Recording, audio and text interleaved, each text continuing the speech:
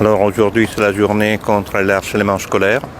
C'est une initiative évidemment nationale et l'objectif est vraiment de sensibiliser tous les élèves, que ce soit à partir, je dirais, de la maternelle jusqu'au lycée, sur les rejets qu'on doit avoir de toute forme d'harcèlement dans les milieux scolaires en particulier. Après la visite du collège Lambourde ce matin, là nous sommes dans une école élémentaire et il y a toute une série d'ateliers qui sont prévus et en particulier on aura les points d'orgue, c'est de la remise des badges des élèves veilleurs à quelques élèves qui sont particulièrement engagés pour la lutte contre l'harcèlement. Un élève veilleur, c'est un élève qui doit être attentif et à l'écoute de ses camarades.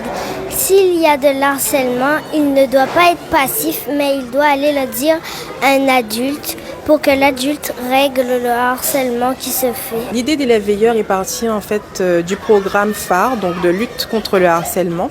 Et au sein de la circonscription des Abîmes, nous avons mis en place donc ce projet d'élève veilleur qui a permis de réunir 10 élèves l'année dernière qui ont participé à la lutte contre le harcèlement au sein de l'école et qui, en faisant ça, ont réalisé une vidéo qui a été primée au concours Non au harcèlement l'année dernière.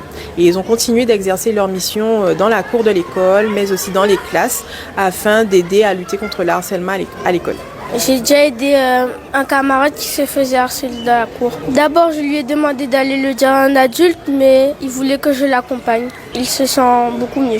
Effectivement, ça porte ses fruits puisque les élèves viennent vers nous pour nous dire qu'ils trouvent qu'il y a une amélioration dans le climat scolaire. C'est-à-dire que les élèves vont constater beaucoup moins de violence au sein de la cour. Donc ils vont avoir tendance à beaucoup plus facilement venir vers les adultes quand un souci se passe afin d'éviter d'arriver à ce qu'on considère comme étant du harcèlement physique qui a des conséquences, on le sait, très graves.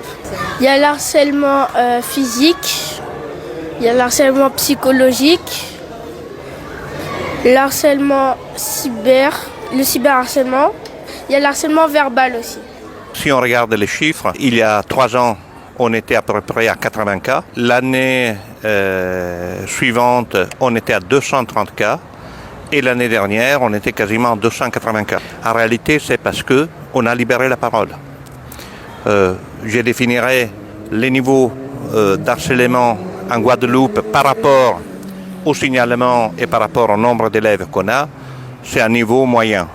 Je dirais même moyen faible. Élève veilleur, c'est un grand travail. Il faut être attentif dans la cour et moi j'aime bien être attentif et regarder les enfants jouer sans qu'ils fassent la bagarre.